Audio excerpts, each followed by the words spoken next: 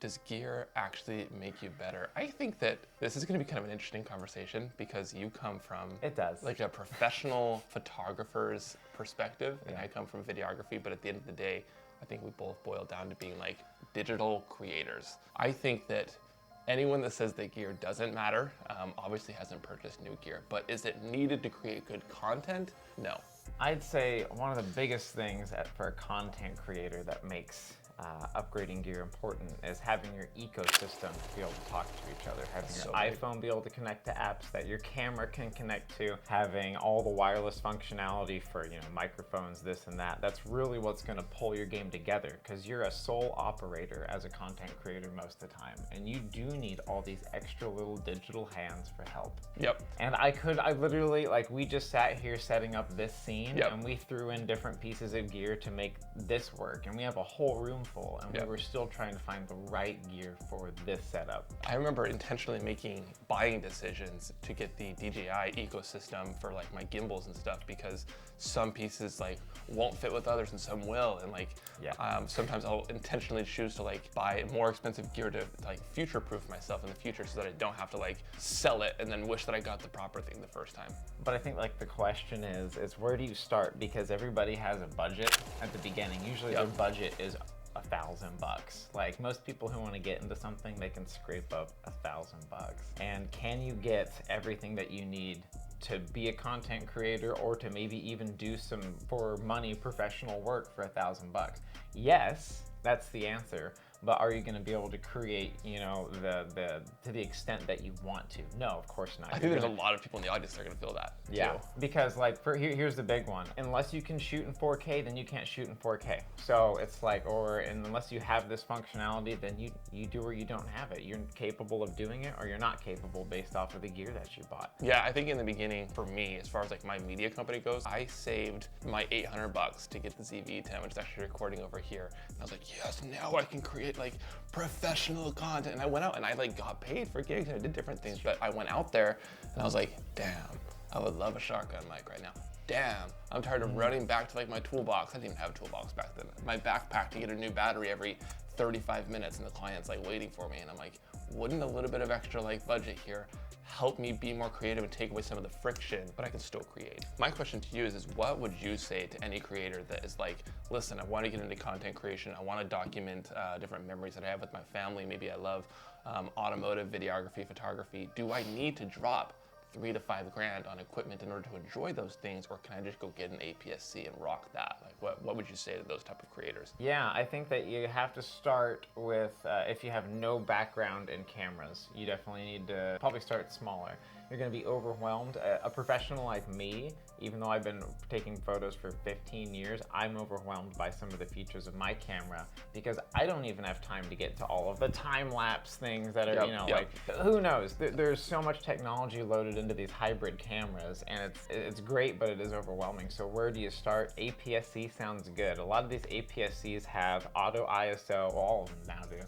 They all have great autofocus that can do eye detect.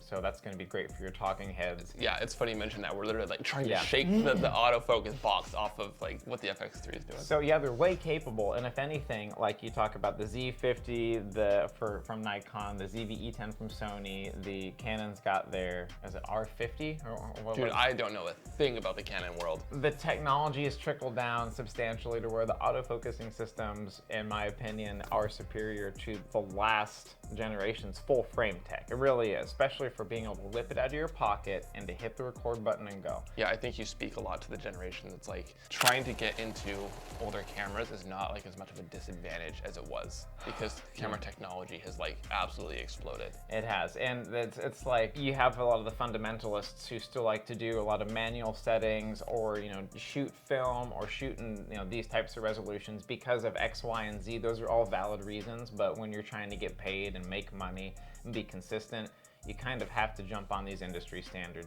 things, and that would be 4K capable, which your small APS-C cameras are 4K 30 capable, so they're completely relevant today. Yep. They have ½ an hour plus record limits. They're gonna have access to the best glass that you can put on. All of these systems, you can put the bigger glass from their full frame, brothers and sisters on, so you can take advantage of just powerhousing this small, discrete Yeah. I think that a question that new creators need to ask themselves all the time is like, I've even had friends reach out to me and they're like, what is it that you're going to be doing as a creator? Are you going to be filming slow motion as you're running or filming sports? Because if so, you're going to want to find a camera that does those slow motion things and find everything that's you need specifically, because him and his camera, like, he does things that I will never need to do, and this camera does things that he will never need to do. And so there's no perfect camera, and gear absolutely does matter because you need to find what's tailored to what you want to do. Yeah, and partly, you know, you're not going to know for a year or two or three until you get into the business what your needs are. Mainly because, oh, I want to be a food photographer, or I want to be a this photographer or that photographer. That completely changes the gear I need on any given day. So. Yep. I don't own a 70 to 200 millimeter. I don't need it for the work that I do. That's completely essential for other people. So what's essential, I think, is just getting in the game, getting a good standard zoom, getting a good APS-C.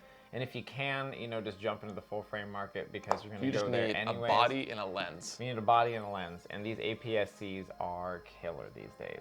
I mean, I rocked the ZV-10 for so long. The only reason I actually got away from it was because it didn't have a fan, so it kept overheating on set, and that like really annoyed me a lot. Professional work, though. Yes. We're running the camera for an hour and 20 minutes, kind of thing, straight. So there is something to be very aware of, though, when you're shopping the major 5 or 6.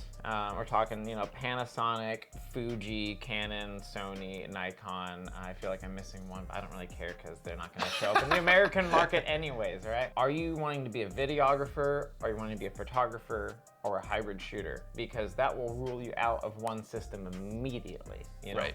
So if I'm going to be doing... that question alone will like determine if someone goes with like an FX30 in the Sony world or like an A7S III. Yeah, or just brand entirely. So I shoot on Nikon. Nikon doesn't really care too much about higher quality video until you get up to the Z8, Z9.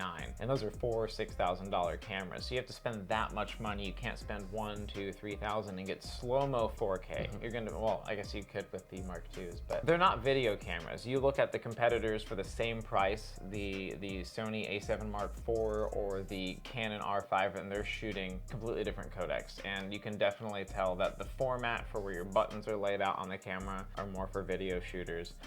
So I think the biggest thing too is like, and I've noticed this in multiple different industries, is I see people that will like buy a whole bunch of gear up front because they think that that's like how you get into whatever it is, and then you end up not needing some of the gear because it's not tailored to what it is that you want to do. You're like, oh, I bought too much. What you should do is get a body and a lens, go out 2, 3, 4 times onto different shoots, and being like, what is it that I really wish that like this camera's getting heavy? Maybe I want a strap.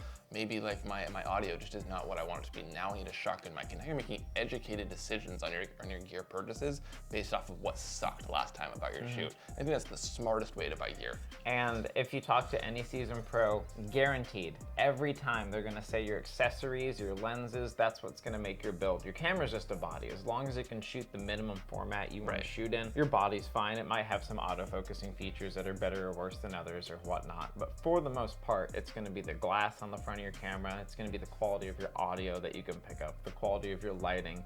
I would much rather someone spend $2,000 on lighting than buy a $2,000 body of a camera. You're gonna be able to pull off way more. Yeah, I think that what you just touched on as far as like buying lighting goes, like it is, I didn't actually learn it until like way too late, but lighting will make or break your content so quick. And so I would rather buy 3 different lights than like some unnecessary like cage or whatever it is. And don't be afraid of it now, learn it now. Make sure it's second nature. Make sure you're always throwing in a light just to control your ISO, just to control things, just be playing around, always turning a light and putting it onto something when you record, because that's going to be invaluable experience. You might not even understand what problems you're solving, but as long as you're controlling the ISO on your camera or getting the correct aperture that you need, because now you have the amount of light you need, your creative differences are just... So, and that's speaking to like, does gear matter? If you're a tattoo artist, like maybe watching this and you're like wanting to like, you know, document your own process as you're filming something, try and make content with your overhead lights just in your room versus like a studio light where you can dial in like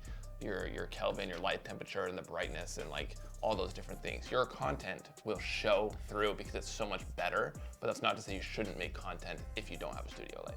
Well, yeah, I mean, that's it. So, I mean, does gear matter? Yes, absolutely. But should it stop you from creating? Absolutely not. If there's anything else like this that you guys want to, you know, you want to see, if there's any cameras that you want us to review, go ahead and let us know in the comments below, and we'll get to it. But stay creative, guys. Oh, yeah.